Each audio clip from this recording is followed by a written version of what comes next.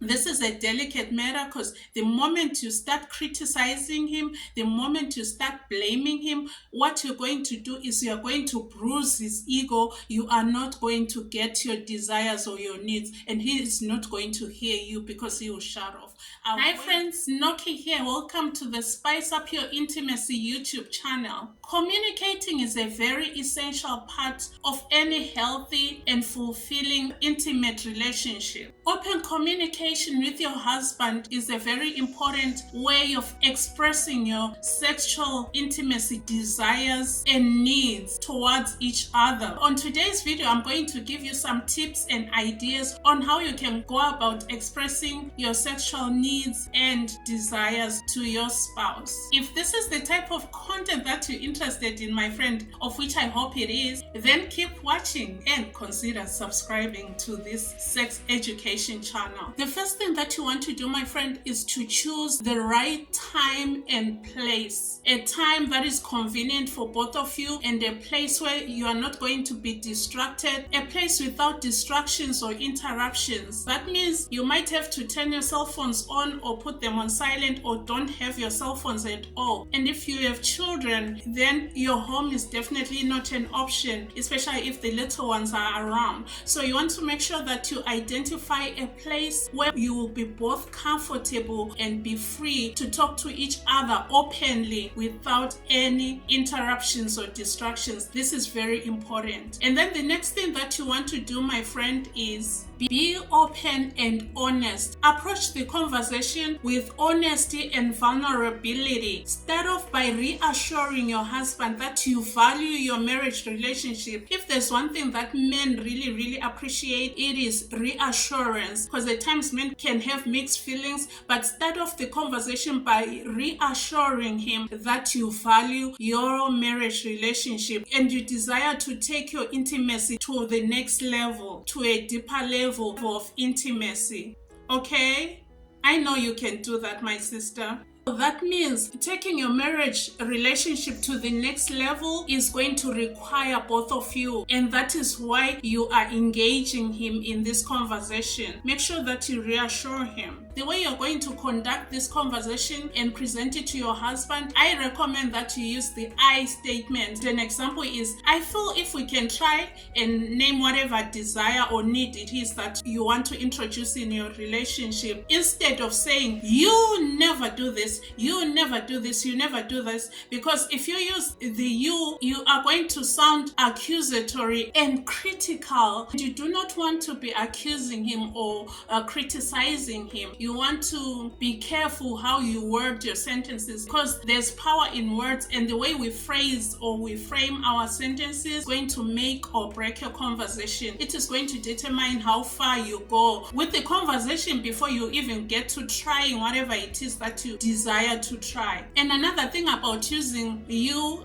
never do this, is going to put on his defensive attire in preparation to give you an answer. So you want to make sure that you do not open room for any defensiveness, and this way your conversation can be fruitful. Another thing that you want to do, my friend, is to compliment him. Compliment him on those things that you really like and appreciate in your intimate relationship. What this does, it's going to win him over. Who doesn't like a compliment? You draw his attention and you gain his support right from the get-go. So you want to make sure that you compliment him before you get into the deep discussion, and this way you'll have won almost half of the battle. So you want to make sure that you compliment him on those things that you really like and enjoy in your intimate relationship. That also is some kind of reassurance, which I'm sure, and I know men being men, he will appreciate. Complimenting will not just reassure him, but it will also create a supportive atmosphere, which you definitely need in this instance. Okay, sis? The number 5 thing, my friend, that I recommend you do is to be clear. Yes, be very clear. Be articulate in stating your desire. Do Do not be vague and do not leave room for him to guess, because if there's one thing that men cannot do, unlike women of course, is to guess. Men cannot guess. If you do not specify your desires or your needs word for word, you are not going to get anywhere. So you definitely want to make sure that you are clear, specific, and avoid anything that may not be received. As long as you are clear, it will be easier for him to receive your message and to process the message and give you most likely a favorable answer. In most cases, he's going to appreciate that you expressed yourself. Men appreciate a woman who knows how to clearly articulate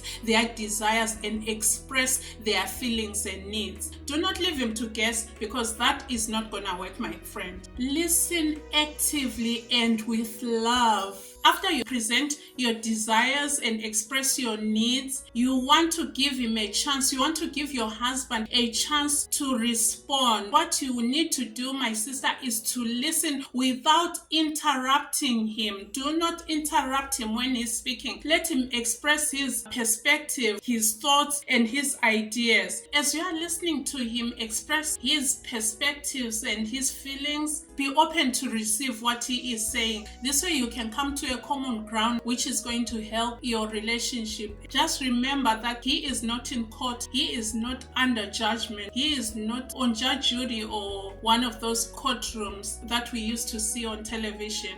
Just have an open mind, and listening actively is going to help you a great deal. It's going to help both of you a lot. Listening actively and with love is going to make you, and this will apply to both of you, you're going to be receptive on whatever he's going to share. This way you can come to a common ground, and for all you know, he will work hard to fulfill your desires, as long as you handle this conversation in this way where there is no judgment or accusations. So if you are enjoying this video so far and finding value in the content that I'm bringing to you, click the thumbs up button. This way other women who are looking for this valuable information will be able to find it, and it does help the channel as well. Thank you. Now at number 7, you have to respect his boundaries. This is super important. Respect his boundaries. After you lay out your desires and your needs and you give him time to respond, there's one or two things that may happen. He can either respond favorable and accept everything that you say, or secondly, some of the things that you require, desire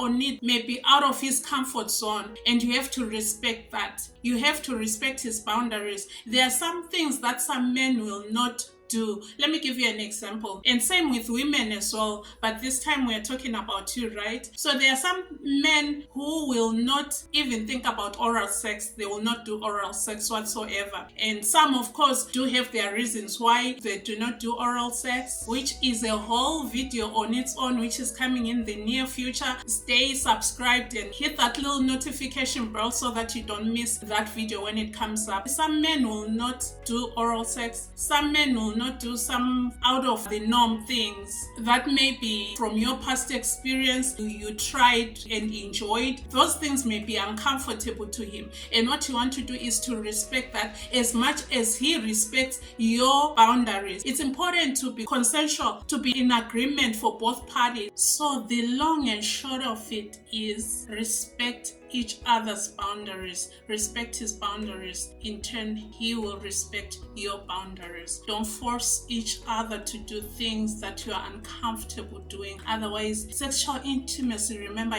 it's something that has to be enjoyed. It's supposed to be pleasurable. It's supposed to be something that you look forward to doing. So you cannot do things that you're uncomfortable with, okay? Do not force or coerce him to do things that he's not comfortable doing, okay, my sister? And then at number 8, you want to avoid criticism and blame. Oh my goodness. This is very, very, very important. It is a delicate issue. This is a delicate matter, because the moment you start criticizing him, the moment you start blaming him, what you're going to do is you're going to bruise his ego. You are not going to get your desires or your needs, and he is not going to hear you because he will shut off. Avoid criticizing, avoid blaming him for anything that has happened or anything that is not happening in your relationship. It takes two, remember? It takes two. It does take two. two. As much as you may be tempted to criticize or to blame him, you also are part of this marriage. It takes two, and you have to avoid criticizing him. Instead, focus on the positive. Focus on those things that will build you. Focus on the things that will make your conversation to continue, so that you can come to a good resolve, to an amicable agreement, to something that will be good for both of you, without bruising each other's egos, without pushing each other too far. You have to avoid criticism and blame, because the blame game is not gonna work. Criticism is not gonna work. It's just going to lead you to a more worse off position than where you are right now. Okay, sis? That's very important. Then point number 9 is be patient. Yes, my sister, you have to be patient. When it comes to sexual intimacy conversations, this type of conversations may be very challenging for some couples. Some people are not comfortable discussing sex. Between sex and money, these are the most challenging conversations that couples can have. So you gotta be patient. Be patient and understanding as you work through the difficulties or the challenges that you may be facing in your bedroom ministry. Allow each other time to get to a place of comfort, to a place where you both are comfortable talking about it. But don't let it go on for too long. You can gently find ways in which you can talk about this conversation. And remember, the longer you stay married, the more easier it will become, because you get to know each other more. You get to be more comfortable with each other. You get to be more open with each other. The longer you're married,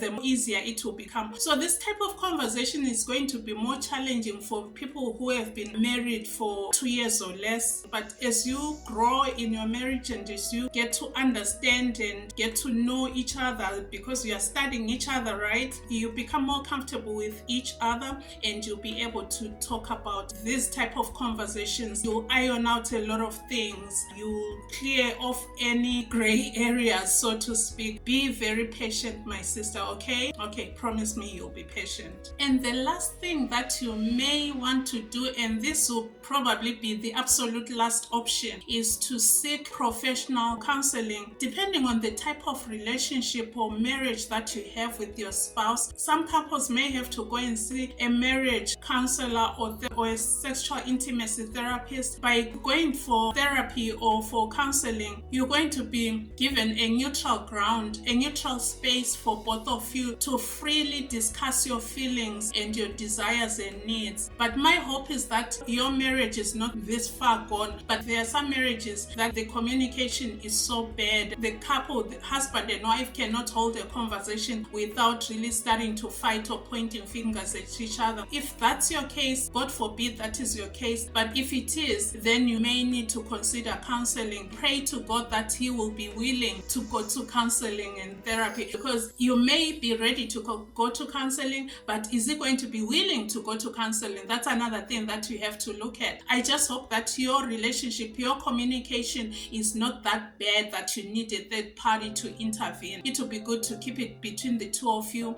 and be able to iron out and speak over these things, so that you can have a fulfilling, exciting, and of course pleasurable marriage, especially in the bedroom. Remember, my friend, that a healthy sexual intimate relationship depends on mutual understanding, trust, and of course great communication. By openly sharing your feelings with your husband, you can deepen your intimacy and strengthen your marriage bond. If you have questions, or if you have a topic that you want me to cover, or a question that's burning when it comes to sexual intimacy, please go ahead and send me an email. I'll leave the details in the description box below. Of course, I handle every question with highest privacy. Your question may be answered in a future video. If you also want one-on-one coaching, go ahead and send me an email as well. You can also grab my book, Spice It Up, It's Time to Revive Your Intimacy. I'll leave the link in the description box below. Most of you are watching these videos, but you are not subscribed. Please subscribe to this channel so that we can grow this community, and so that I'm encouraged and know that I'm not wasting time or talking to myself. But if this information can help 1, 2, 3, 4, 5 people, that is awesome. However, I desire that this type of information goes all over the world to every married woman or every woman who's about to get married. With that being said, my friends, thank you so very much. Remember to hit that thumbs up button. It helps this channel a lot, and I'll see you next time with another super informative and educational video on sexual intimacy. Remember to do small things with great love. From my heart to yours. Adios. Bye-bye. God bless you. I'll see you next time.